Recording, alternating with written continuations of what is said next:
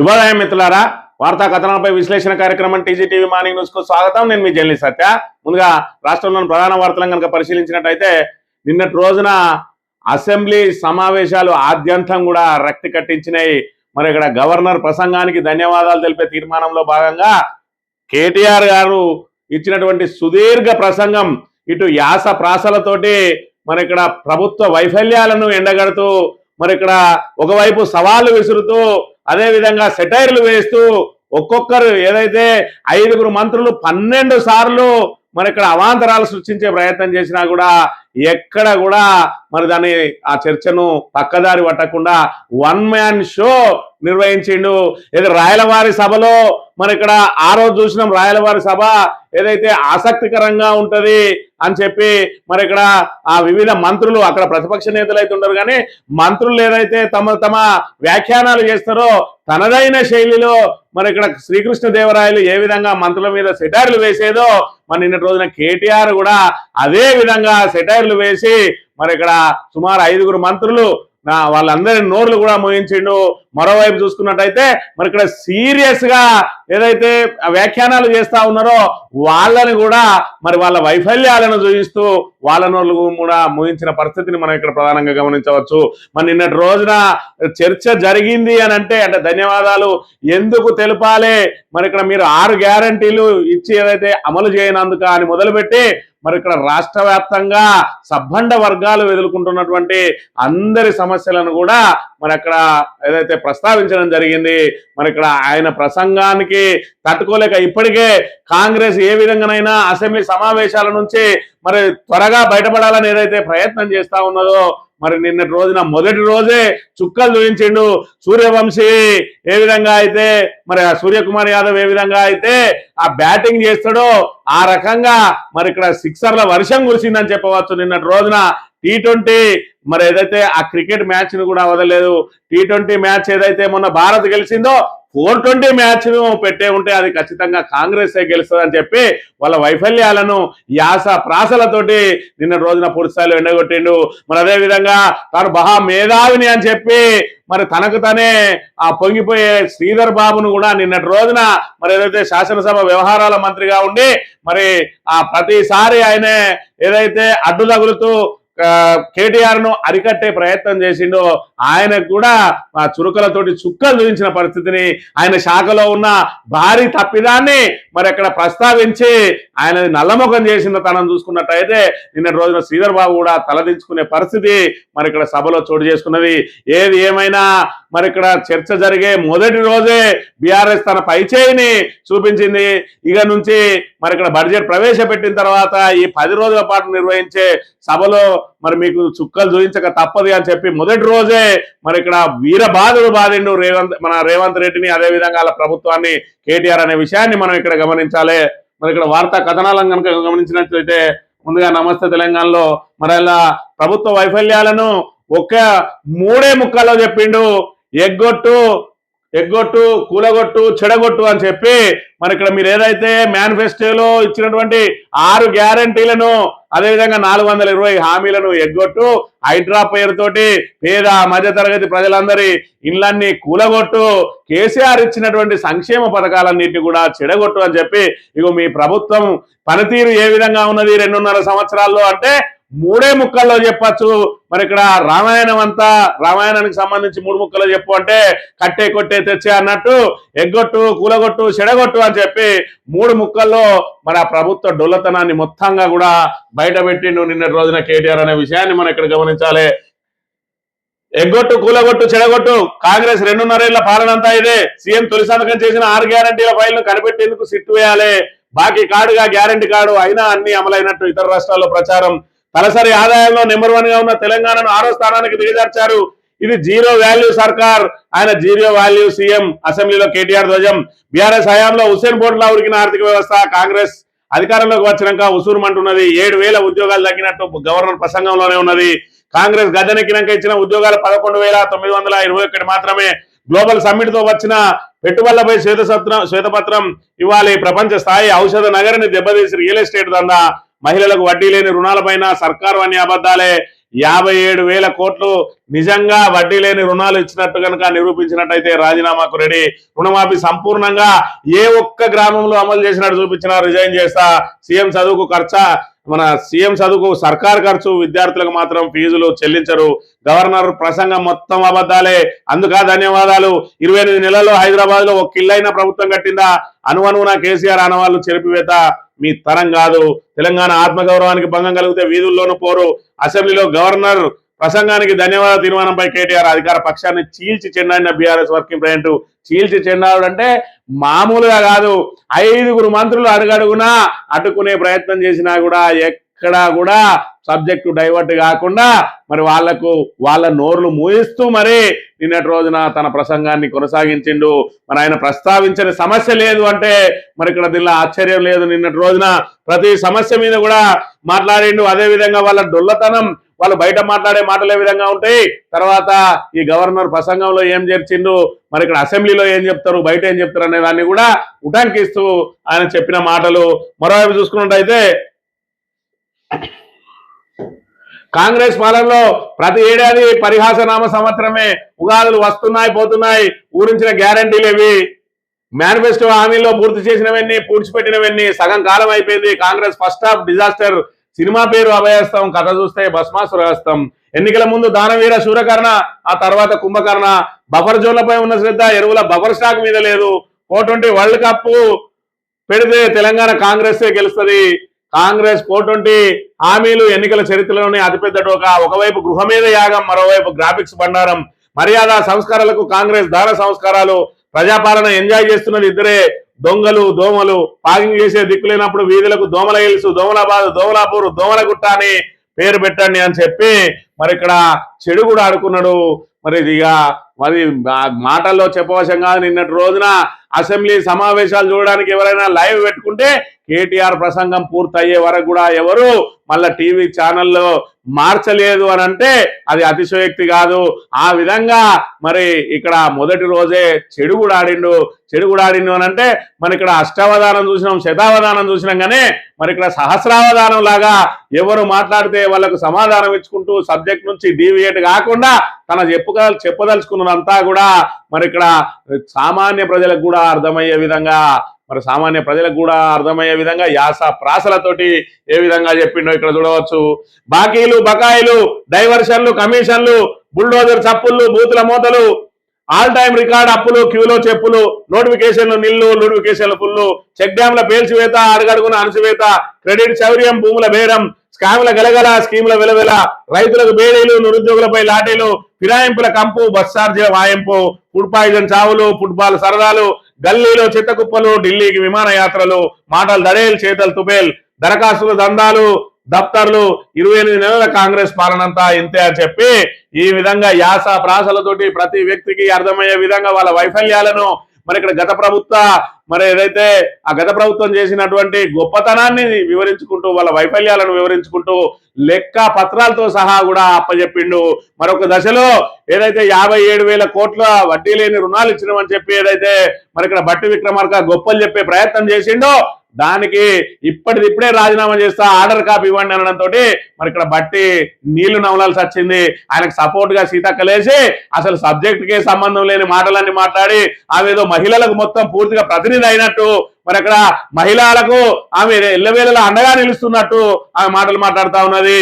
ఆమె శాఖకు సంబంధించిన వాళ్ళే ఈ రోజున మరి రోడ్డున పడి అంగన్వాడీలు మీరు ఏదైతే ఇస్తారో 18,000 రూపాయల కోసం ఆ జీతం ఏంటంటే ఆ రోజు ప్రతిపక్షంలో ఉన్న రోజు పొడుగు మాటలు మాట్లాడిన సీతక్క ఇవాళ ముఖం చాటేసుకుంటా తిరుగుతూ ఇవాళ అసెంబ్లీలో కేటీఆర్ ను ఎదుర్కొనే దమ్ము లేక ఆడవాళ్ళని అడ్డం పెట్టుకొని ఆయన నోరు ముగించే ప్రయత్నం చేస్తే ఎక్కడా కూడా తలొగ్గకుండా వాళ్ళకు ధీటుగా సమాధానం చెప్పిండు. ఆడవాళ్ళ మీద అంత ప్రేమ చూపిస్తున్నటువంటి మీరు ప్రతి మహిళకు 2,500 ఏదైతే ఇస్తారో ఈ బడ్జెట్ లో పెట్టుండి అని అంటే వాళ్ళ దగ్గర నుంచి సమాధానం లేదు. మరి ఇక్కడ 3 మిలియన్ ఎకానమీ తీసుకుని వస్తామంటా ఉన్నారు. ప్రతి మహిళను కూడా కోటీశ్వరాలను చేస్తా అంటా ఉన్నారు. 1,000,000 మంది మహిళలు ఉన్నారు ఇక్కడ. వాళ్ళందరినీ కోటీశ్వరులు చేసినట్టయితే 100 మరి ట్రిలియన్ ఎకానమీ అవుతుంది. మరి అలా 3 మిలియన్ ఏదైతే 3 ట్రిలియన్ 4 ట్రిలియన్ కాదు 100 ట్రిలియన్ ఎకానమీ అని చెప్పి పెట్టుండి అని చెప్పి వాళ్ళ డొల్లతనాన్ని అంతా కూడా ఒకే మాటతోటి మరి ఇక్కడ గాలి తీసినట్టు అయింది. మళ్ళీ ఏదైతే కేటీఆర్ మాట్లాడిన మాటలకు దేనికి వాళ్ళ దగ్గర సమాధానం లేదు. కానీ మరి ఇక్కడ ఊకదంపుడు ఉపన్యాసాలు ఇయ్యకు అని చెప్పి కేటీఆర్ ఏదో మరి అక్కడ ఆయనను చిన్నగా చేసే ప్రయత్నం చేస్తే ఆయనకు ధీటుగా సమాధానం చెప్పిండు. ఇక్కడ ప్రభుత్వాన్ని ఏ విధంగా చెడుగుడు ఆడుకున్నాడో ఒక్కసారి కనుక చూసుకున్నట్టయితే ముందుగా 2.5 సంవత్సరాల పాలనలో మాత్రం ప్రజలకు మాత్రం మిగిలింది పరిహాసమే అధ్యక్ష. ప్రతి సంవత్సరం పరిహాసనామ సంవత్సరమే అధ్యక్ష. ఉగాదులు వస్తున్నాయి పోతున్నాయి కానీ ఊరించి ఓట్లు వేయించుకున్న గ్యారంటీలు మాత్రం ఇంటికి రావడం లేదు అధ్యక్ష. గవర్నర్ గారు ప్రసంగం మొత్తం విన్నాం అధ్యక్ష. పొరపాటున కూడా గ్యారంటీ అన్న మాట లేదు, పొరపాటున కూడా డిక్లరేషన్ అన్న మాట కూడా రాకుండా చాలా జాగ్రత్త పడ్డారు అధ్యక్ష. అధ్యక్ష 3వ బడ్జెట్ ఎల్లుండి 20 తారీఖు ప్రవేశపెట్టబోతా ఉన్నారు. మిగిలింది ఒకటే ఒక పూర్తి బడ్జెట్ అధ్యక్ష. లాస్ట్ ఎన్నికల సంవత్సరం బడ్జెట్ అది ఎట్లాగూ లెక్కలోకి రాదు. అర్ధ భాగం అయిపోయింది అధ్యక్ష.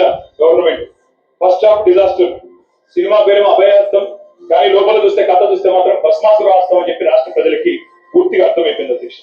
అధ్యక్ష 3 ముక్కల్లో ఈ 2.5 సంవత్సరాల పరిపాలన గురించి చెప్పాలి అంటే ఎగ్గొట్టు, కూలగొట్టు, చెడగొట్టు. హామీలు ఎగ్గొట్టు, కట్టిన వాటిని కూలగొట్టు, ఉన్న పథకాలు చెడగొట్టు. ఏమున్నది అధ్యక్ష ఈ 25 నెలల్లో చెప్పుకోవడానికి?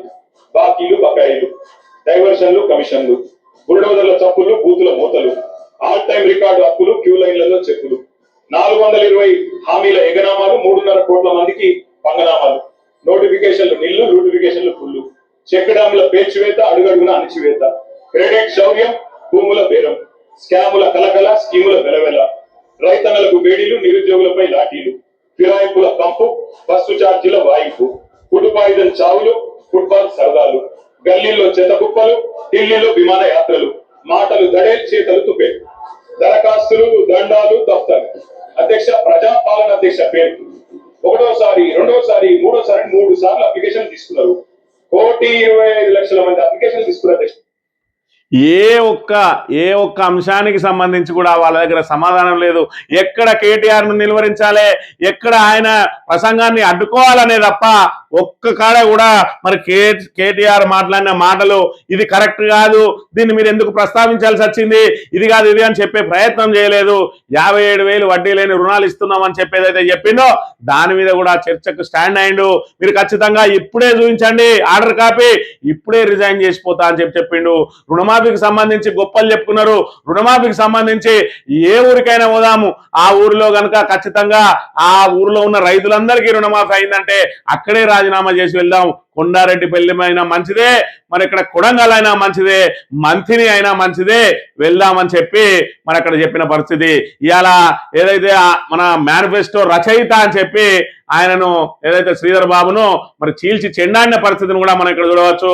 మరి ఇక్కడ ఏదైతే కేటీఆర్ ఆడుతున్నటువంటి మరి ఈ చదరంగం ఆటలో పావులుగా మారినటువంటి ఈ కాంగ్రెస్ మంత్రులు ఆయన నుంచి ఆయనేమో నిచ్చెనలు ఎక్కుతూ పైకి సాగుతూ ఉంటే వీళ్ళు పాము గరిచినట్టు మరి మైకు తీసుకోవడం, అధికార దుర్వినియోగం చేస్తూ ఎక్కడికక్కడ అడ్డుకోవడానికి ప్రయత్నం చేయడం, సబ్జెక్టు లేక సావగిల పడడం జరగడంతో మరి ఇక్కడ శ్రీధర్ బాబు నేను అత్యంత తెలివైన మేధావిని, నేను అడ్డుకుంటా చూడు అన్నట్టుగా లేచి మరి ఇక్కడ కేటీఆర్ను ఊకదంపుడు ఉపన్యాసాలు కాదు, నువ్వేదన్నా ఉంటే మరి ఇక్కడ మాకు అవసరం పడే విషయాలు చెప్పు అని అంటే ఆయనను గాలి తీసిండు. ఏ విధంగా గాలి తీసిండు ఒక్కసారి చూసుకున్నట్టయితే అధ్యక్ష మీరు అన్నారు శ్రీధర్ బాబు గారు ఏమైనా మంచి విషయాలు ఉంటే చెప్పండి అన్నారు. శ్రీధర్ బాబు గారు మీరు మీ డిపార్ట్మెంట్ ఎట్లా పనిచేస్తుందో ఒకసారి వినండి జాగ్రత్తగా, విని దయచేసి మీరు నోట్ చేసుకుని సమాధానం చెప్పండి. అధ్యక్ష నిన్న గవర్నర్ గారి ప్రసంగంలో చెప్పారు అధ్యక్ష, మన ఐటీ ఎగుమతులు 3,13,000 కోట్లకు చేరుకున్నాయి, ఐటీ ఉద్యోగాలు 9,39,000 చేరుకున్నాయని చెప్పారు. అంటే వాస్తవమైన శ్రీధర్ బాబు గారు మీ కేబినెట్ అప్రూవ్ చేసింది కదా గవర్నర్ ప్రసంగం, గవర్నర్ ప్రసంగం నుంచి కోట్ చేస్తున్నాను నేను, మీ కేబినెట్ అప్రూవ్ చేసింది, ఆ కేబినెట్ లో కూడా మీరు ఉన్నారని అనుకుంటాం. గవర్నర్ గారి ప్రసంగం ఎప్పుడైనా కేబినెట్ ఆమోదిస్తుంది అధ్యక్ష, కేబినెట్ లో మంత్రులందరూ ఉంటారు, ఐటీ మంత్రి గారు వారు ఇచ్చిన ఫిగర్ అధ్యక్ష 3,13,000 కోట్లు ఏది ఎక్స్పోర్ట్స్ అని, 9,39,000 ఉద్యోగాలు. దీని అర్థం ఏంటంటే శ్రీధర్ బాబు గారు 2023-24 ఇది కూడా మీ రిపోర్ట్ నాది కాదు, మీ పేపర్ స్టేట్మెంట్ కూడా కావాలంటే చదివిపిస్తాను, ఇది మీదే శ్రీధర్ బాబు ఐటీ మినిస్టర్. 2023-24 రాష్ట్రంలో ఐటీ ఉద్యోగాల సంఖ్య 9,46,000. మరి నిన్న మీరు చెప్పిన లెక్క ప్రకారం 9,39,000. అంటే మీ ప్రభుత్వం వచ్చిన తర్వాత 7,000 ఉద్యోగాలు తగ్గాయని నిన్న మీరు గవర్నర్ గారి ప్రసంగంలో చెప్పారు. ఇది వాస్తవమా కాదా? ఒకటి. రెండవది విచిత్రమైన విషయం అధ్యక్ష, మరి కుడి చేయి ఏం చేస్తుందో ఎడం చేయి తెలియదు అన్నట్టు శ్రీధర్ బాబు గారు బయట స్టేట్మెంట్ ఇచ్చారు అధ్యక్ష. ఇవాళ coating times of India Sridhar అన్న, మీరేం చెప్పారు? ఐటీ ఎక్స్పోర్ట్స్ 3,60,000 కోట్లు అని చెప్పారు. మీరు పంపిస్తున్న అధ్యక్ష కావాలి 3,60,000 crores. గవర్నర్ గారి ప్రసంగంలో 3,13,000 కోట్లు. ఇది వాస్తవం అధ్యక్ష? మంత్రి గారు బయట చెప్పేదా? గవర్నర్ గారు నోటమడి ఇక్కడ చెప్పేదా? You should fire your secretary. This is a mistake, bureaucratic mistake. You should fire them. Cabinet లో గవర్నర్ ప్రసంగం ఆమోదించిన దానిలో కూడా వాస్తవాలు పెట్టరా? ఈ ప్రసంగానికి విలువ ఉందా, విశ్వసనీయత ఉందా? 7,000 ఉద్యోగాలు ఐటీ ఉద్యోగాలు మీరు వచ్చాక తగ్గాయి అని మీ ప్రభుత్వం, మీ గవర్నర్ గారు నిన్న చెప్పారు. ఇది వాస్తవమా కాదా? దయచేసి నోట్ చేసుకోండి, చెప్పండి. తగ్గలేదు, పెరిగినాయి, మాదేదో తప్పు జరిగింది, తీసిపారేయండి. ఐటీ సెక్రటరీ ఎవరున్నారు, తీసవతల పాడండి చెత్తబుట్లు. ఆ మాటతోటి శ్రీధర్ బాబు తెల్లముఖం వేసిండు. మరి నువ్వే చెప్పిందే ఏదైతే 2023-24లో 3,96,000 9,00,000 మరి 43,000 ఉంటే ఇప్పుడు 9,36,000 7,000 ఉద్యోగాలు తగ్గినాయి అని చెప్పిండు. గవర్నర్ ప్రసంగంలో పెట్టినట్టే కేబినెట్ ఆమోదం పొందింది. అంటే 7,000 ఉద్యోగాలు తగ్గినాయి అని మరి మీరే చెప్తా ఉన్నారు కదా అని చెప్పడంతో మరి శ్రీధర్ బాబు తెల్లముఖం వేసింది. దాంతో పాటు 3,13,000 కోట్ల ఏదైతే ఎగుమతులు ఉన్నాయని చెప్పి గవర్నర్ ప్రసంగం, మీరు మాత్రం బయట 3,60,000 కోట్లు అని చెప్తా ఉన్నారు. ఏది నిజం అంటే ఆ బయట ఏదో లెక్కలు చూడకుండా చెప్తాం, దానికి మరి ఇక్కడ అది ఖచ్చితంగా అధికారికంగా కాదు అని చెప్పి మరి ఆయన దా విషయంలో కూడా నీళ్ళు నవ్వడం జరిగింది. అదేవిధంగా గ్లోబల్ ఎకానమీ ఏదైతే గ్లోబల్ సమ్మిట్ ఏదైతే జరిగిందో 5,50,000 కోట్లు మరి ఇక్కడ దానికి వచ్చినాయి అన్నారు. దాని లెక్కలు చూస్తే మరి మీరు పెట్టిన టీఎస్ ఐపాస్ లో మరి ఇలా లేవు కదా ఇవన్నీ అని అంటే మనం ఎంఓఏలు చేసుకుంటాం, అవన్నీ పట్టాలు ఎక్కుతాయా అని చెప్పి మరి అక్కడ అందులో ఉన్న డొల్లతనం ఏదైతే మరి ఉత్తుత్తి ఎంఓఏలు చేయించుకుంటా ఉన్నారని చెప్పి ఏదైతే చెప్పిరో దాన్ని నిన్న రోజున అది నిజమే అని చెప్పి శ్రీధర్ బాబే ఒప్పుకోవడం జరిగింది. మరి ఆ విధంగా ఎవరు మాట్లాడితే, ఎవరు ప్రసంగానికి కావాలని ఆటంకాలు సృష్టిస్తే వాళ్ళందరికీ కూడా మరి తలగడిగిండు. ఏదైతే వాళ్ళను మరి ఖచ్చితంగా వాళ్ళ డొల్లతనాన్ని బయట పెట్టిండు. ఆఖరికి ఒక ఎమ్మెల్యే మరి ఇక్కడ ఏదైతే మదన్ మోహన్ అనే ఒక ఎమ్మెల్యే ఆయన కూడా మరి మా వాళ్ళ మీద ఇట్లా అటాకులు జరుగుతూ ఉన్నాయి.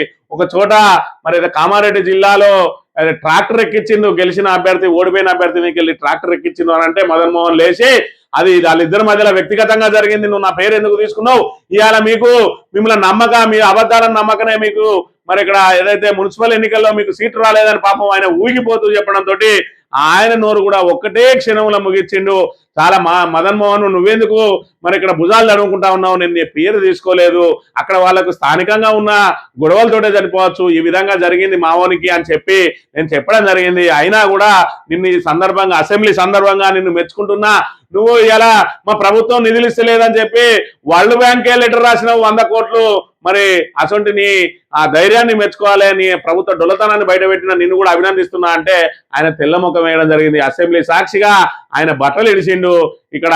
అదే విధంగా స్పీకర్ కూడా మరి ఇక్కడ హరీష్ రావు పేరు తీసుకొని హరీష్ రావు మీద సీతక్క ఆరోపణలు చేస్తే హరీష్ రావుకు మైక్ ఇవ్వండి ఇవ్వలే కానీ ఇవాళ ఆయన కామారెడ్డి జిల్లాలో ఒక సంఘటన జరిగింది అనగానే ఆయనకు మైక్ ఇవ్వడంతో మరి ఇక్కడ ఆయన పేరు మేము తీసుకోలేదు, ఎట్లిచ్చిండు అని చెప్పి నిలదీయడంతో పాటు మరి ఇక్కడ మీరు ఏదైతే మీ మీద మాకు చాలా గౌరవం ఉన్నది, మీరు మరి ఇక్కడ పూర్తిగా బీఆర్ఎస్ నుంచి గెలిచిన ఎమ్మెల్యే కాంగ్రెస్ వివారం మీద పోటీ చేస్తే కూడా ఆయన తీసుకుపోయి మళ్ళీ ఇటు కూర్చుండబెట్టినవు అని చెప్పి ఆయన ఏదైతే తీర్పు చెప్పిండో ఆ తీర్పును కూడా మరి అసెంబ్లీ సాక్షిగా విమర్శ చేస్తే నాది జ్యుడిషియల్ పవరు, మరి ఇక్కడ నేను తప్పు చేసిన అనుకుంటే మీరు పైకోట్ల అప్పీల్ చేసుకోవాలి, కానీ ఈ విధంగా నన్ను కించపరచొద్దంటే బరాబరి ప్రశ్నిస్తాం.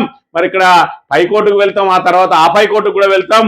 అదే విధంగా నేను ఒక శాసనసభ్యునిగా ఖచ్చితంగా ప్రశ్నిస్తూనే ఉంటా అని చెప్పి కూడా స్పీకర్ను కూడా అక్కడ బట్టలిడిసిన పరిస్థితిని మనం ఇక్కడ ప్రధానంగా గమనించాలి. ఏది ఏమైనా కూడా మరి ఇక్కడ యాస ప్రాసలతోటి సామాన్య జనానికి కూడా అర్థమయ్యే రీతిలో వాళ్ళ డొల్లతనాన్ని అంతా కూడా బయటపెట్టిండు. కేటీఆర్ అడిగిన ప్రశ్నలో 1:40 పాటు మాట్లాడిండు. ఎంత ఆటంకాలు జరిగినా కూడా ఆ 1:40 నిమిషాలలో ఒక్క అక్షరాన్ని కూడా వాళ్ళు మరి ఇక్కడ తప్పు పట్టడానికి అందులో ఒక్క అక్షరం కూడా దొరకలేదు అని అంటే ఇవాళ కాంగ్రెస్ వైఫల్యాలు ఏ విధంగా ఉన్నాయి.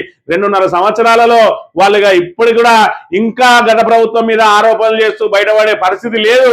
ఇప్పుడు ఈ 2.5 సంవత్సరాల పాలనకు వాళ్ళు సమాధానాలు చెప్పాల్సిన బాధ్యత ఉన్నది. లేదంటే ప్రజల నుంచి పూర్తి స్థాయిలో మరి ఇక్కడ వ్యతిరేకత ఇప్పటికే తీవ్రమవుతున్న వేళ వాళ్ళను డిఫెండ్ చేసుకోవడానికి ప్రతిపక్షం నోరు మూయించడు తప్ప ఇక వాళ్ళకు మరో మార్గం లేదని 5 మంత్రులు అహర్నిశలు ప్రయత్నం చేసిండు ఆయన ఆటంకపరచడానికి. ఎక్కడ కూడా సైడ్ ట్రాక్ పట్టకుండా వాళ్ళను మొత్తం బట్టలు ఇడిచిండు. వాళ్ళ వైఫల్యాలన్నింటినీ కూడా ఎండగట్టి ఇవాళ ప్రజల ముందుగా ఏదైతే మొదటి రోజే ప్రజల ముందు దోషిగా నిలబెట్టిండు మరి ఇక్కడ కాంగ్రెస్ ప్రభుత్వాన్ని అని చెప్పక తప్పదు. ఇక కరువు తీరా కాళేశ్వరం కేసీఆర్ ముందు చూపుతో ఎస్ఆర్ఎస్పీ వరద కాలువకు పునరుజ్జీవం. 88 కిలోమీటర్ల పొడవున నీటి నిల్వలు ఈ సీజన్ లోనే 2 సార్లు ఎత్తిపోతా గార్లపేట వద్ద ఇటీవల కాలువకు గండి ఎస్ఆర్ఎస్పీలో నీళ్లున్నా ఇవ్వలేని దుస్థితి ఎదురెక్కుతున్న కాళేశ్వరం నీళ్లే ఆధారం అని చెప్పి ఇలా ఎక్కడ ఏ కాలువ వారినా కూడా మరి దానికి మూల కారణం ఎక్కడి నుంచి వస్తా ఉన్నదంటే ఇలా కాళేశ్వరం ప్రాజెక్టు సంబంధించినటువంటి మరి ఇక్కడ ఫేజ్ 1, ఫేజ్ 2, ఫేజ్ 3లలో ఏదో ఒక దగ్గర నుంచి నీళ్లు వారితే తప్ప ఇవాళ రాష్ట్రంలో నీళ్లు లేని పరిస్థితి ఉన్నది. ఇవాళ మేడిగడ్డను కనుక అక్కడ ఎండబెట్టి ఇవాళ ఒక్క పిల్లర్ను మరి కుంగిందని దాన్ని మరి బీఆర్ఎస్ మీద బట్టగాల్సి మీదేసే కార్యక్రమంలో భాగంగా దాన్ని మరమ్మతు చేయకుండా ఏదైతే నిలువరించి ఇలా ప్రాణహిత గోదావరి నీళ్ళని ఏదైతే కిందికి వదులుతున్నారో ఇలా పంటలు ఎండే పరిస్థితి వచ్చింది. అదే దాన్ని ఇప్పటికే పునరుద్ధరించినట్టు అయ్యి ఉంటే ఇప్పటికీ రాష్ట్రంలో ఏ ఒక్క ఎకరా కాదు కదా గుంట కూడా ఎండిపోయే పరిస్థితి ఉండదు. అయినా కూడా ఇంకా బీఆర్ఎస్ ను బదనాం చేయడం కోసమే కాళేశ్వరాన్ని ఇంకా ఎండబెడుతూ ఇప్పటి వరకు మరమ్మతు చేయలే. 3 సంవత్సరాలలో బృహత్తరమైన గిన్నిస్ బుక్ ఆఫ్ వరల్డ్ రికార్డులో ఎక్కినటువంటి ప్రపంచంలోనే అతి పొడవైన ఎత్తిపోతల పథకాన్ని 3 సంవత్సరాలలో కేసీఆర్ నిర్మిస్తే ఇవాళ 2.5 సంవత్సరాలలో ఒక్క పిల్లర్ గుంగిందాన్ని ఒక్క బ్లాకును మరమ్మతు చేయలేని అసమర్థ దద్దమ ప్రభుత్వం ఇవాళ గద్దెనెక్కి ఉన్నదనే విషయాన్ని మనం ఇక్కడ గమనించాలి. పంట భూములకు గోదావరి పరవళ్ళు యాదాద్రి జిల్లాలో కాళేశ్వరం నీళ్లతో చెరువులకు కలకల. తొలిసారి బస్వాపూర్ నుంచి బునాది గాని కాలువకు నీళ్లు. ఆలేరు భువనగిరిలో వేలాది ఎకరాల సస్యశామలం. కేసీఆర్ ముందు చూపు ఫలితమేనంటున్న రైతులు 100% కేసీఆర్ ముందు చూపు ఫలితమే. ఇవాళ కేసీఆర్ కాళేశ్వరం ప్రాజెక్టు కట్టిందేదో కమిషన్ల కోసమో జేబులు నింపుకోవడానికో కాదు. ఇవాళ కాళేశ్వరం ప్రాజెక్టే అనేది లేకపోయి ఉంటే ఇవాళ మనకు ఈ పంటలు ఇవాళ ప్రపంచంలోనే మరి అగ్రగామిగా ఎదిగింది తెలంగాణ. భారతదేశంలో అత్యధికంగా వరి పండించే రాష్ట్రంగా నిలబెట్టిండు. అప్పుడే పుట్టిన తెలంగాణలో ఇవాళ ఇవన్నీ సౌకర్యాలు సమకూర్చుకోవడం ఏ విధంగా సాధ్యమైంది అని అంటే మరి ఒక అపర భగీరథులు లాంటి చాణక్యులు లాంటి ఒక నాయకుడు మరి ఇక్కడ తెలంగాణ కోసం అహర్నిశలు పోరాడి తెలంగాణ కోసం తెలంగాణ మీద పిహెచ్డి కాదు మరి ఇక్కడ 10 పిహెచ్డీలు చేసిండు. అన్ని రకాలుగా తెలంగాణకు ఏది అవసరం, ఏ మారుమూల ప్రాంతంలో ఎక్కడ ఏముంటది, వాళ్ళకి ఏం అవసరాలు ఉంటాయి, ఎక్కడ కాలువ ఉన్నది, ఎక్కడ బోరు తవ్వుతే పడది, ఎక్కడ బండలు ఉన్నాయి, ఎక్కడ ఏ పంట ఉంటది, ఎక్కడ ఎన్ని ఎకరాల బీళ్లు పోతా ఉన్నాయి, ఏ కులాలు ఏ రీతిలో ఉన్నాయి అని చెప్పి ప్రతి అంశాన్ని కూలంకషంగా దాన్ని పరిశీలించిన వ్యక్తి ముఖ్యమంత్రిగా ఉండడం కారణంగా సబ్బండ వర్గాలను మరి ఇక్కడ పైకి తీసుకొచ్చే కార్యక్రమంలో భాగంగా ఇటు సంక్షేమము, ఇటు అభివృద్ధి, ఇటు వ్యవసాయము అన్ని రంగాలను మరి ఇక్కడ పైకి తీసుకొచ్చిన వ్యక్తి కేసీఆర్. ఇవాళ కేవలం దుష్ప్రచారంతో అబద్ధాలతోటి మరి ఇక్కడ ఏదైతే ఆ కుటుంబ పాలన అని చెప్పి ఆ కుటుంబం మీద మరి ఇక్కడ ఏదైతే కక్షను నూరిపోసి మరి ఏదైతే అలవిగాని హామీలను ఇచ్చి ఇవాళ గద్దెనెక్కిన ప్రభుత్వం పరిపాలన చేతగాక మరి అదే విధంగా తాము వేసిన అభాండాలు ఏవైతే ఉన్నాయో అవి నిజాలని నమ్మించడం కోసం ఇవాళ కాళేశ్వరం ప్రాజెక్టును ఇవాళ ఎండబెట్టి ఇవాళ అందరితోటి చెలగాట మారుతా ఉన్నది ఇలా కాంగ్రెస్ ప్రభుత్వం అని చెప్పక తప్పదు. ఇక పార్టీ మారే పరిస్థితికి కారణం ఎవరు? కాంగ్రెస్ అధిష్టానానికి ఇందులో బాధ్యత ఉన్నది. ఎమ్మెల్యే సంజయ్ పార్టీలో ఉడుందొచ్చినట్టు వచ్చిండు. ఫిరాయింపు ఎమ్మెల్యేలను ముందు వెళ్ళగొట్టండి. కాంగ్రెస్ ఏకైక ఎమ్మెల్సీకి మంత్రి పదవి అర్హత లేదా? శ్రీరామనవమి తర్వాత రాజీనామా విషయం ప్రకటిస్తా. జగిత్యాలలో మాజీ మంత్రి జీవన్ రెడ్డి వెల్లడి. జీవన్ రెడ్డి పాపం సతమతం అవుతా ఉన్నాడు. సీనియర్ కాంగ్రెస్ నాయకుడు, సుమారు 40 సంవత్సరాల నుంచి కాంగ్రెస్ పార్టీలో పనిచేస్తున్న వ్యక్తికి ఇలాంటి అవమానాలు జరుగుతా ఉన్నాయి. ఇవాళ బీఆర్ఎస్ నుంచి మరి ఇక్కడ ఫిరాయింపు ఎమ్మెల్యే ఎవరైతే ఉన్నాడో సంజయ్, డాక్టర్ సంజయ్ మరి ఇక్కడ ఇవాళ జగిత్యాలలో పూర్తి స్థాయిలో ఆధిపత్యం చెలాయిస్తా ఉంటే సీనియర్ కాంగ్రెస్ నాయకునికి అడగడుగున అవమానాలు సాగుతా ఉన్నాయి. దాంతో మరి అంతకుముందే ఒకసారి రాజీనామా చేస్తా అంటే అచ్చిన్ను పిలిచిండ్రు, బుజగించిండ్రు, మళ్ళా పక్కకు వారేసిండ్రు. మొన్నటికి మొన్న మరి ఇక్కడ మున్సిపల్ ఎన్నికల్లో కూడా జీవన్ రెడ్డి వర్గానికి పాపం అన్యాయం జరిగితే ఇండిపెండెంట్ గా పెట్టి గెలిపించుకున్న పరిస్థితి ఏర్పడ్డది అక్కడ. ఇక ఇవన్నిటిని కూడా భరించలేనని చెప్పి శ్రీరామనవమి తర్వాత నేను ఏదో ఒక నిర్ణయం తీసుకుంటా అని చెప్పి నిన్నటి రోజున ఆయన ప్రెస్ మీట్ పెట్టడం జరిగింది. దానికంటే ముందే ఆయన ఇంటి ముందర ఉన్నటువంటి ఆ ఫ్లెక్సీలు అన్నింటినీ కూడా చింపేయడంతో మరి ఇక్కడ హాట్ టాపిక్ గా మారింది. మరి ఇప్పుడు దీని అధిష్టానం జోక్యం చేసుకుని మళ్ళా బుజ్జగిస్తే ఈయన కూడా మళ్ళా అట్లే సపరేట్గా ఉంటాడా, ఏదైనా ఒక నిర్ణయం తీసుకుంటాడా? ఈయన కూడా మరి ఏదైతే నేను బాగా గట్టిగా పోరాటం చేస్తే మరి నాకేమన్నా ప్రయారిటీ ఇస్తారని చెప్పి చూస్తా ఉన్నాడా? ఎందుకు ఈయన ఇంకా మీనమేషాలు లెక్క పెడతా ఉన్నాడు? మరి అంటే ఎన్నికలు సగం పీరియడ్ అయింది కదా, ఇంకా సగం పీరియడ్ ఉన్నది. మరి చూద్దాం, ఇంకా నేను ఇళ్ళనే ఉండి కాంగ్రెస్ మీద వ్యతిరేకత పెంచాలని చూస్తా ఉన్నాడా? ఆయన స్ట్రాటజీ ఏందన్నది మరి శ్రీరామనవమి తర్వాత తెలియబోతుంది. ఇక కాంగ్రెస్ సలసల అసలు వలస నేతల మధ్య ముదిరిన లొల్లి, సీనియర్లు ప్రభుత్వం మధ్య సమన్వయానికి కమిటీ అట. గతంలో అధిష్టానానికి సిఫారసు చేసిన ఢిల్లీ దూత కేరళ ఎన్నికలు ముగిసేదాకా కమిటీలు వద్దన్న పెద్దలు జీవన్ రెడ్డి అనూహ్య నిర్ణయంతో ఎట్టకేలకు నిర్ణయం అట. మరి ఇక్కడ అసలు కోసరు ఎవరు, అసలు వలస ఎవరా అంటే అసలు అంటే జీవన్ రెడ్డి లాంటి వాళ్ళు, వలస అంటే మరి ఇక్కడ రేవంత్ రెడ్డి ఆయన బ్యాచ్, ఇవాళ వేం నరేందర్ రెడ్డి ఆయన వలస వచ్చిన బ్యాచ్. ఇవాళ ఇంతమంది సీనియర్లు కాదని మరి ఆ రోజున బీఆర్ఎస్ ప్రభుత్వం ఉన్న రోజున మరి మండల్లో ఒకే ఒక ఎమ్మెల్సీ ఉండే కాంగ్రెస్ పక్షాన ఆయన జీవన్ రెడ్డి మాత్రమే. ఇలా కాంగ్రెస్ వాయిస్ మండల్లో వినబడ్డది అని అంటే ఆ రోజు జీవన్ రెడ్డి మరి ఆ ఒక్కరిగా ఆ రోజు పోరాటం చేసిండు. ఆయన కూడా అందరిలాగే పోయి బీఆర్ఎస్ లో చేరవచ్చు, కానీ చేరకుండా నమ్ముకున్న పార్టీనే పట్టుకొని ఉంటే ఇలా పార్టీ ఆయనకు తీవ్ర అన్యాయం చేస్తా ఉన్నది. దాంతో మరి నేను ఒకే ఒక ఎమ్మెల్సీగా ఉండే నాకు మంత్రి పదవి అర్హత లేదా, లేదంటే మొన్నటి రోజున మరి నాకు ఇంత జగిత్యాల్లో అన్యాయం జరుగుతా ఉన్నది, మరి ఇక్కడ రాజ్యసభ ఇచ్చి ఎందుకు పంపలేదనే ఆవేదన కూడా ఆయనకు ఉన్నది.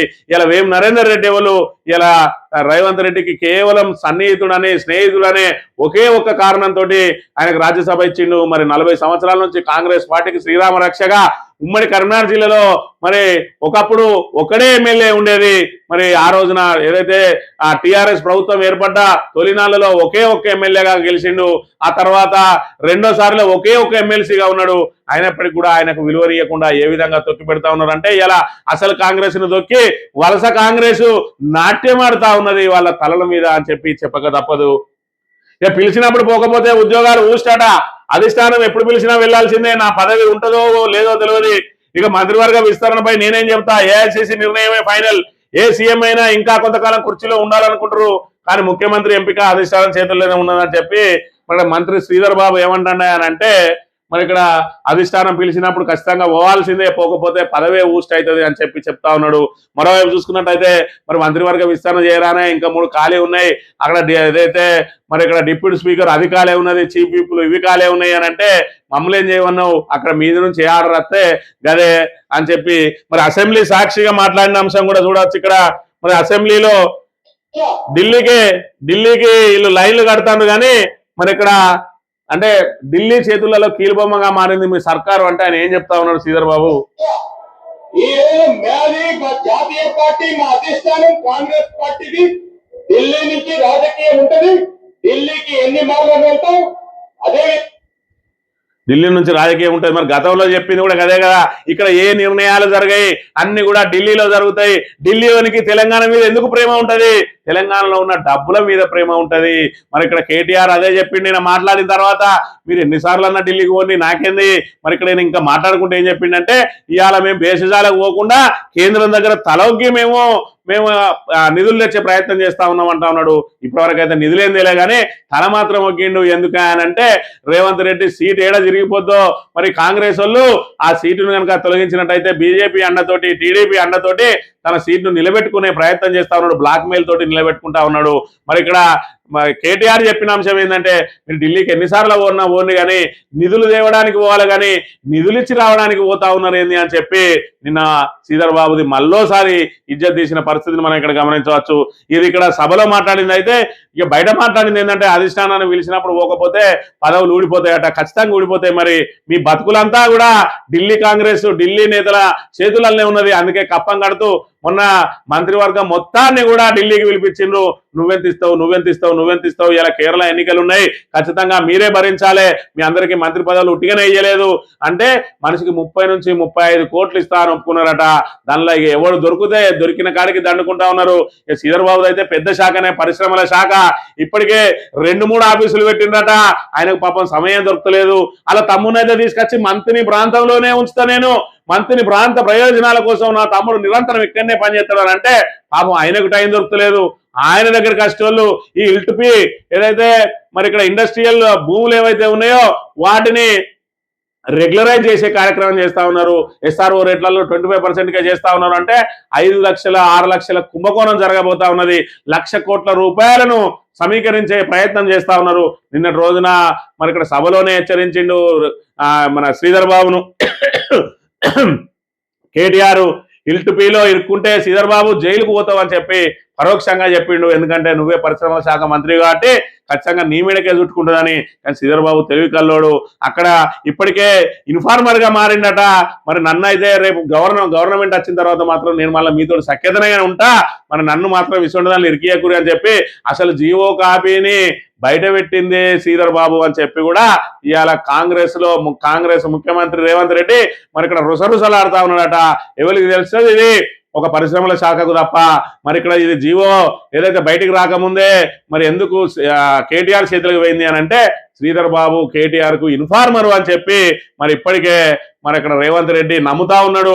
దానిలో భాగంగా నిన్నటి రోజున కేటీఆర్ కూడా మరి సుతిమెత్తగా హెచ్చరించిండు, వీళ్ళు ఇరుక్కోకు శ్రీధర్ బాబు, ఖచ్చితంగా మరి నేను కూడా ఏం చేయలేను, మీరు నిజంగానే ఈ విధంగా చేసి రేవంత్ రెడ్డి కనుక మరి ఆ భూములన్నింటినీ కూడా బదలాయించినట్టు అయి ఉంటే ఖచ్చితంగా దాని మీద చర్యలు తీసుకోక తప్పదు. మా ప్రభుత్వం వచ్చిన తర్వాత మరి అలా మొదటగా బలయ్యేది నువ్వే, మరి నువ్వు కూడా జాగ్రత్తగా ఉండు అన్నాడు. మరి ఈయన కూడా రేపు ఖచ్చితంగా నేనే బలైతా అని చెప్పి తెలుసు కాబట్టే ముందే జీవోని లీక్ చేసిండట, ముందే కేటీఆర్ కు పంపించిండు. వాళ్ళిద్దరి మధ్యలో సాన్నిహిత్యం మాత్రం ఆ విధంగా ఉన్నది. శ్రీధర్ బాబు నిన్న రోజున సభలో ఎంత మరి ఇక్కడ మాట్లాడినా కూడా వెనక నుంచి మాత్రం దోస్తానా మాత్రం యథావిధిగా సాగుతా ఉన్నది. మరి దాంతో ఆ ధైర్యంతో ఇవాళ శ్రీధర్ బాబు ఉన్నాడు. లేదంటే శ్రీధర్ బాబు మరి అక్కడ మొన్నటి రోజున ఏదైతే అందరూ జైన్ అయిన రోజు బీఆర్ఎస్ లో జైన్ అయ్యడానికే ప్రయత్నాలు చేసింది. కానీ ఈ జైన్ అవడు కంటే నేను ఇల్లు ఉంటే నాకు విలువ ఉంటది, వాళ్ళతో దోస్తాన్ చేస్తే వాళ్ళతో నాకేమన్నా మరి ఇక్కడ నన్ను ఎక్కడన్నా ఇరుక్కున్న రోజున కాపాడతారు అని చెప్పి మరి గతంలో చూసినాం. ఒక ఎస్సీ సిఐని మరి దూషిస్తే SC ST కేసు నమోదయ్యే సమయంలో కేటీఆర్ తోటి ఫోన్ చేయించుకున్నాడు. అదేవిధంగా గంజాయి కేసులో బాజాప్తా ఆధారాలతో సహా దొరికి కూడా మళ్ళీ పోయి వాళ్ళకు దాసోహం అని అందులో అరెస్ట్ కాకుండా తప్పించుకున్నాడు. ఇవన్నీ కూడా మరి శ్రీధర్ బాబు కనబడ్డంతా ఓ గంభీరుడు ఏం కాదు, వెనుక నుంచి మరి ఇక్కడ ఇన్ఫార్మర్ గిరి కూడా చేస్తాడు అని చెప్పి మరి ఇక్కడ రేవంత్ రెడ్డి ఆయన మీద నిఘా వేసి పెట్టిండని చెప్పి కూడా ఇప్పుడు ప్రచారం జరుగుతూ ఉన్నది.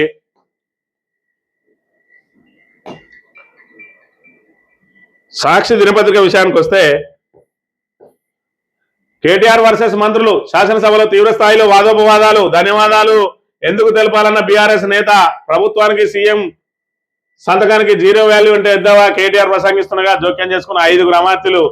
బట్టి విక్రమార్క, శ్రీధర్ బాబు, ఆఖరికి పొంగులేటి శ్రీనివాసరెడ్డి, మరి ఇక్కడ ఈయన ఎవరు కోమటిరెడ్డి వెంకటరెడ్డి, సీతక్క. ఇక కోమటిరెడ్డి వెంకటరెడ్డి అయితే లేచి మరి ఇక్కడ మీరు ఒక్క రేషన్ కార్డు కూడా ఇవ్వలేదు, మేము బొచ్చడిచ్చినాం అని చెప్పి ఆయనకు సబ్జెక్ట్ ఉండదు, ఏముండదు. ఎందుకంటే వాటర్లో నీళ్లు మిక్స్ అయితే మరి అక్కడ ప్రమాదం ఏర్పడ్డది అంటాడు. వాటర్ ఏందో నీళ్ళు ఏందో ఆయనకు తెలియదు పాపం. మరి ఆయన శాసనసభకు కూడా 90 డేస్ చేస్తానని చెప్పి ఆయనకు పేరున్నది. పాపం ఆయన మాటలను ఎంత గట్టిగా మాట్లాడినా ఆయన జోకర్ కిందనే తీసుకుంటా ఉంటారు బీఆర్ఎస్ వాళ్ళు. కానీ ఆయన కూడా మాట్లాడే ప్రయత్నం చేస్తే ఉత్తమ్ కుమార్ రెడ్డి చెప్పింది కదా 6.5 లక్షలు అని చెప్పి ఆయన ఇజ్జత్ కూడా తీసిన పరిస్థితిని మనం ఇక్కడ గమనించాలి. ఇరాన్కి ఎదురు దెబ్బ, ఇజ్రాయెల్ దాడుల్లో 2 అగ్రశ్రేణి అధికారుల మృతి. ఖమేనీ కుడిభుజం అలీ లారిజానీ, జనరల్ సులేమానీ హతం. ఇరాన్ నాయకత్వం వెన్నెముక విశేషం. ఇజ్రాయెల్ రక్షణ శాఖ మంత్రి కర్జ్ ప్రకటన. గల్ఫ్ దేశాలపై కొనసాగిన ఇరాన్ దాడులు, టెహ్రాన్ బీరూట్ పై విరుచుకుపడిన ఇజ్రాయెల్ అని చెప్పి మరి ఇక్కడ ఏదైతే ఇరాన్ కు సంబంధించినటువంటి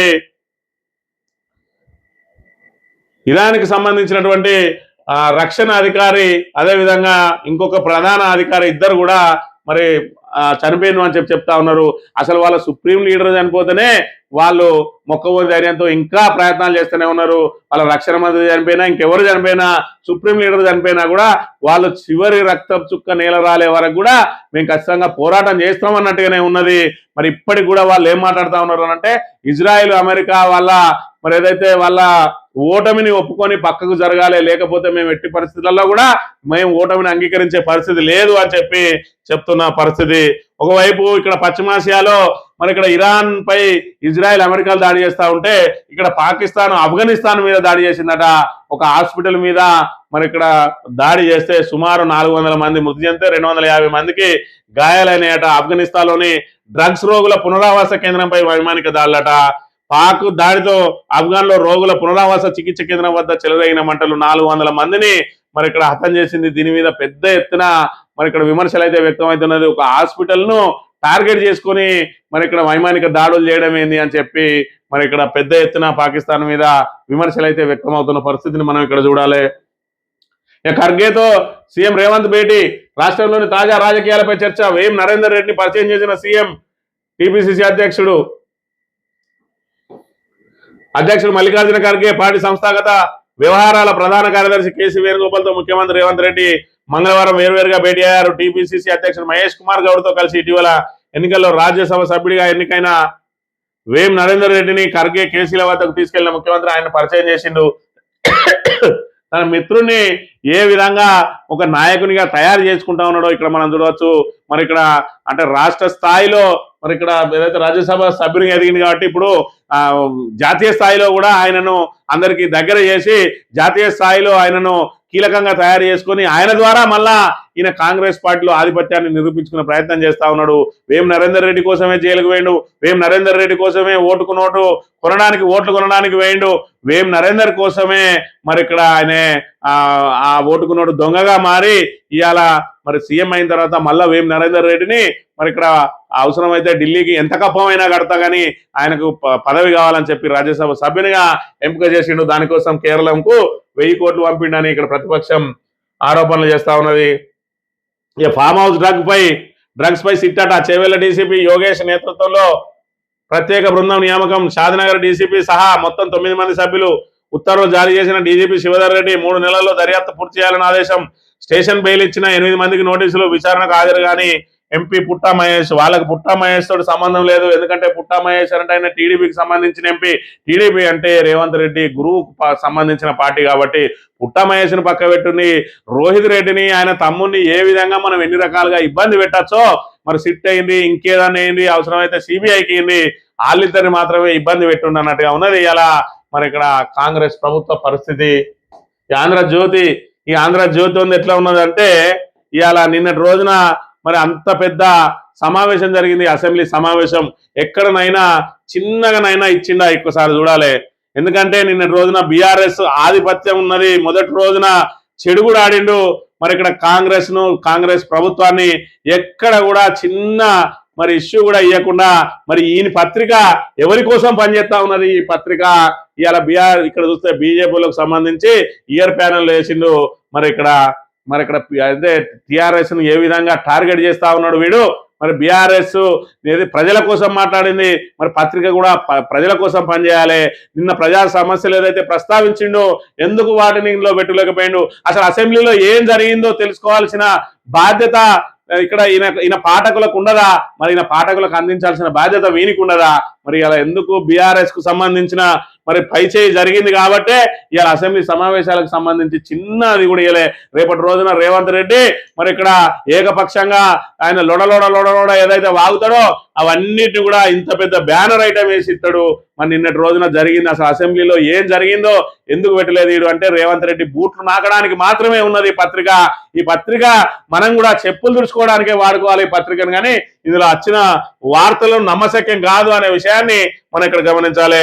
ఇక్కడ ఇజ్రాయెల్ ఒత్తిడితో ట్రంప్ తప్పుదారి పట్టారని ఇది ఇంటర్నేషనల్ వార్తలు మాత్రం పెద్ద పెద్ద బ్యానర్ ఐటమ్ తోటి రాస్తాడు. ఇవాళ ఇజ్రాయెల్ని తప్పు పట్టేంది, లేకపోతే అమెరికా కూలిపోతేంది, కాలిపోతేంది. అసలు ప్రప్రథమంగా తెలంగాణలో ఏం జరుగుతుంది అనేది తెలంగాణ పౌరులకు ముఖ్యం. ప్రపంచంలో సంబంధించి అన్ని వార్తలు ముఖ్యమే అయినప్పటికీ ఇలా బ్యానర్ వార్తలకు రావాల్సినటిని మరి ఇక్కడ కనీసం లోపల పేజీలలో కూడా పెట్టకుండా ఇలాంటి వార్తలను బ్యానర్ ఐటమ్ పెట్టి నిన్నటి రోజున అసెంబ్లీలో జరిగినటువంటి వాటిని ఎక్కడ కూడా బయట కనబడకుండా, అంటే బీఆర్ఎస్ ఆధిపత్యాన్ని కనబడకుండా, కాంగ్రెస్ వైఫల్యాలు కనబడకుండా ఇగో ఎత్తులేస్తా ఉన్నాయి ఈ ఈనాడును అదేవిధంగా ఆంధ్రజ్యోతి పత్రికలు అనే విషయాన్ని మనం ఇక్కడ గమనించాలి. ఇక్కడ బీఆర్ఎస్ ను బదనాం చేయడానికి సిట్టేసిరు అని చెప్పి ఇక్కడ ఏదైతే బీఆర్ఎస్ కు సంబంధించిన మాజీ ఎమ్మెల్యే కాబట్టి ఇగో ఇంత పెద్ద బ్యానర్ ఐటమ్ వేసిండు. సిట్టేస్తే దీనికి ఇంత బ్యానర్ ఐటమ్ అవసరమా? ఒక్కసారి మరి ఆలోచన చేయాలి. ప్రజా సమస్యలను ఎందుకు ఆంధ్రజ్యోతుడు ప్రస్తావించడు అంటే వీడు ప్రభుత్వ పక్షం కాబట్టి ప్రశ్నించడం అనే విషయాన్ని కూడా మనం ఇక్కడ గమనించాలి. రోహిత్ రెడ్డిపై హత్యాయత్నం కేసట. మీ ఇష్టం ఉన్న కేసులు పెట్టుకోవచ్చు, ఎందుకంటే అధికారం మీ చేతిలో ఉన్నాయి కాబట్టి. కాబూల్ ఆసుపత్రిపై పాక్ వైమానిక దాడి, ఆసుపత్రి మీద దాడి చేస్తే 400 మంది చనిపోయినట. ఇక భారత్ లో ఉగ్రవాద కార్యకలాపాల కుట్ర, ఒక అమెరికన్ సహా 6 ఉక్రెయిన్ పౌరుల అరెస్టు. ఈ నెల 27 వరకు జ్యుడిషియల్ కస్టడీ. మయన్మార్ మీదుగా మిజోరంలోకి నిందితులు. నిషేధిత తీవ్రవాద సంస్థలకు ఆయుధాలు అందజేత వారి మొబైల్ ఫోన్ల డేటా విశ్లేషణ ఆధారంగా ఎన్ఐఏ కేసు. భారత్ లో ఉగ్రవాద కార్యకలాపాలకు కుట్ర చేసినందుకు గతవారం ఒక అమెరికన్ తో పాటు 6 ఉక్రెయిన్ పౌరులను భారతీయ దర్యాప్తు సంస్థ అధికారులు అరెస్ట్ చేశారు. వారిపై శనివారం కేసు నమోదు చేసిన ఎన్ఐఏ అధికారులు పాటియాలా హౌస్ కోర్టులో ప్రవేశపెట్టగా తొలుత 3 రోజులు సోమవారం ఈ నెల 27 వరకు జ్యుడిషియల్ రిమాండ్ విధిస్తూ న్యాయమూర్తి ప్రశాంత్ శర్మ ఆదేశాలు జారీ చేశారు. ఇప్పటికే పాకిస్తాన్ తీవ్రవాదులు సరిపోతులేదట. ఇక అమెరికా నుంచి కూడా తీవ్రవాదులు, ఉక్రెయిన్ నుంచి కూడా తీవ్రవాదులు వస్తా ఉన్నారు. అంటే మరి ఇక్కడ భారత్ మీద ప్రపంచ దేశాలన్నీ కూడా మరి ఇక్కడ కక్ష కడతానే చూసుకోవాలి. కాంగ్రెస్ బలోపేతానికి కృషి చేయండి అట. బలోపేతానికి కృషి చేయండి కాదు, ప్రభుత్వాన్ని చక్కగా నడపండి అని చెప్పి వాళ్ళకు మరి మీరు గడ్డిపెట్టి పంపాలి. కానీ గడ్డిపెట్టి పంపితే మీకు వచ్చే కప్పం రాదు కాబట్టి మీరు కూడా ఏం చేయలేరు. ఈ 2.5 సంవత్సరాలు ఈ ఏదైతే తెలంగాణ నుంచి వచ్చే సొమ్ముతోటి మీ పార్టీని నడుపుకోండి. రాబోయే రోజులలో కర్ణాటక ఊస్టు, హిమాచల్ ప్రదేశ్ లో మీరు నిలవడానికి అర్హత లేదు. కాంగ్రెస్ లో 20 ఏళ్ళైనా మీ కాంగ్రెస్ కు ఓటేసే నాదుడే ఉండడు. లేని వైద్యులకు నెల జీతం, విధులకు గైరాజరయ్యే వైద్యులకు సరెండర్, ఆపై పోస్టింగ్, రికార్డుల్లోనే హాజరు, వచ్చే జీతాన్ని పంచుకుంటున్న అధికారులు. నిబంధనలకు విరుద్ధంగా ఒక జోన్ నుంచి మరో జోన్కు డిప్లాయ్మెంట్, లక్షల్లో చేతులు మారుతున్న డబ్బు, అక్రమాలకు అడ్డగా వైద్య విధాన పరిషత్తు. మరి ఇక్కడ పెద్దపల్లి జిల్లాలోని ఆసుపత్రిలోని వైద్యులు నిన్న 4 నెలల పాటు విధులకు గైరాజరయ్యారు. నిబంధనల ప్రకారం అటువంటి అబ్స్కాండెడ్ డాక్టర్లను కమిషనర్ కార్యాలయానికి సరెండర్ చేస్తారు.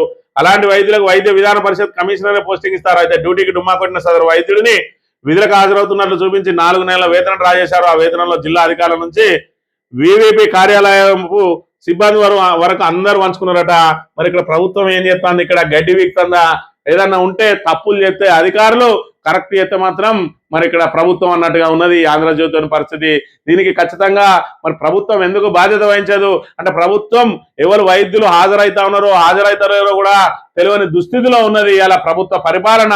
అంటే ఎవరు ఎక్కడ అందిన కాడికి దోచుకోవడానికి ప్రయత్నం చేస్తా ఉన్నారు. కానీ ఇలా పేద ప్రజలకు మరి ఇక్కడ వాళ్ళు ఇస్తున్నటువంటి సౌకర్యాలు అందుతున్నాయా లేదా, ప్రభుత్వ అధికారులు సక్రమంగా పనిచేస్తున్నారా లేదా అనే కనీస సోయి కూడా లేకుండా ప్రభుత్వాన్ని నడుపుతా ఉన్నది కాంగ్రెస్ ప్రభుత్వం అనే విషయాన్ని మనం ఇక్కడ గమనించాలి.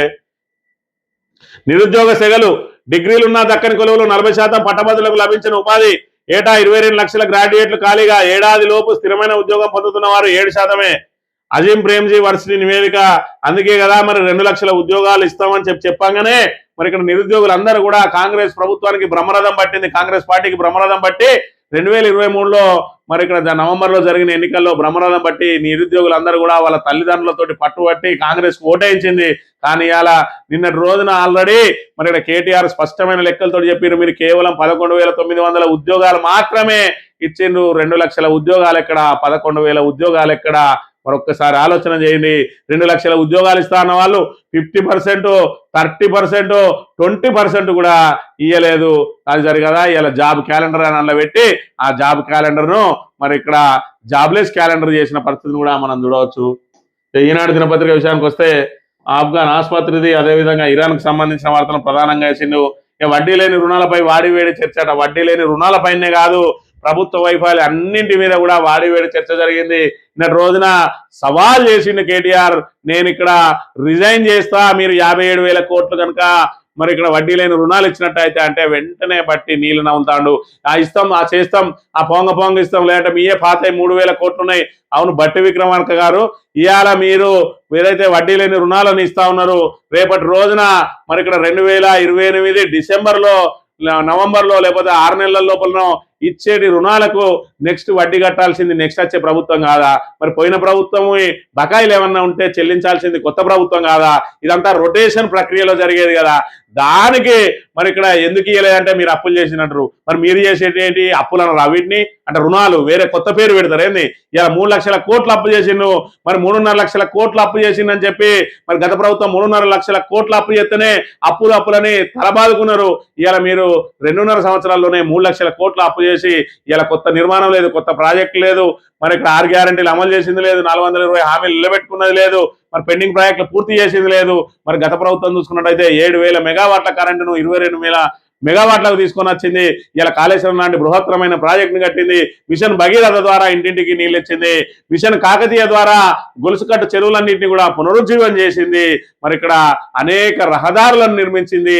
ఇవాళ కట్టిన ఇల్లు పెట్టిన పొయ్యి లాంటి మరి దాన్ని అంతా కూడా మీకు అప్పచెప్తే ఇవాళ సర్వనాశనం చేస్తా ఉన్నారు. తెలంగాణను సర్వనాశనం చేసి ఇంకా గత ప్రభుత్వం మీదనే ఆరోపణలు చేస్తా అంటే ఇంకా సహించడానికి ఎవరు కూడా సిద్ధంగా లేరు. నిన్న రోజున కేటీఆర్ ఆడిన చెడుగుడు రేపటి రోజున మళ్ళీ హరీష్ రావు గారికి సమయం వచ్చిన తర్వాత ఆయన ఎదురుదాడిని తట్టుకోలేరు. ఇవాళ అసెంబ్లీ సమావేశాల నుంచి ఏ విధంగా బయటపడాలి అని చెప్పి చూస్తా ఉన్నది. లేదంటే ఇక మళ్ళా యథావిధిగా రేవంత్ రెడ్డి వస్తాడు, బూతులు మొదలు పెడతాడు. బూతులు మొదలు పెట్టి వాళ్ళు బీఆర్ఎస్ వాళ్ళు లొల్లి చేసిన తర్వాత వాళ్ళే వాకౌట్ చేసి వెళ్ళిపోవడమా, లేదంటే వాళ్ళని సస్పెండ్ చేసి వెళ్ళగొట్టడమా తప్ప మరి వాళ్ళను స్వేచ్ఛగా మాట్లాడితే వాళ్ళ డొల్లతనం అంతా కూడా బయటపడుతుంది. నిన్న ఒక్కరోజే మొత్తం వాళ్ళ వైఫల్యాలన్నింటినీ ఎండగట్టిండు. 10 రోజుల పాటు ఉంటే ప్రతి శాఖలో జరుగుతున్నటువంటి దాన్ని కూలంకషంగా వివరించే అవకాశం ఉంటాయి. కాబట్టి ఈ 10 రోజులు మాత్రం వాళ్లకు స్వేచ్ఛగా మాట్లాడనిచ్చే అవకాశం ఉండదు అని మరి ఇక్కడ అనుకుంటా ఉన్నాం. మరి ఇక్కడ కాంగ్రెస్ నేను మారినా రేవంత్ రెడ్డి అంటా ఉన్నాడు. మరి ఏం మారిండో ఈ 10 రోజుల్లో జరిగే మరి శాసనసభ సమావేశాల ద్వారా తెల్లమవుతుంది. ఇది ఈరోజు మార్నింగ్ న్యూస్. తిరిగి వెళ్తాం. Thank you very much.